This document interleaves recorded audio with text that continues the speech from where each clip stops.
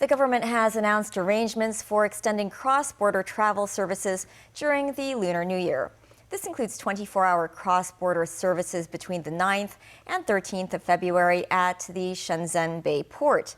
Cross-border services at the Luwu port will remain open until 2 a.m. on the 9th and 11th of next month. Authorities said they believe the move will attract more tourists to the city during the holiday. Timothy Lee tells us more.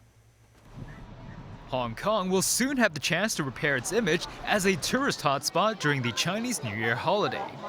This after the incidents involving mainland visitors having to wait in long queues for public transport after New Year's Eve celebrations.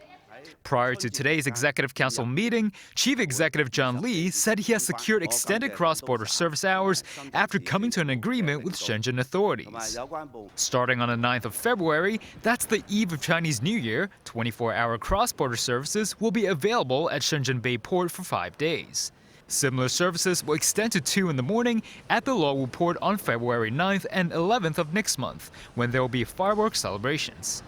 The MTR's East Rail line is arranging train services to fit the adjusted schedule. The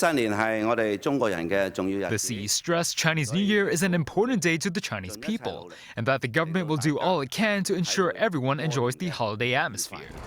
This afternoon, Deputy Chief Secretary for Administration Warner Chuk predicted around 7.5 million people will pass through the border over the course of the Lunar New Year, with around 80% of them traveling through the Luwu port.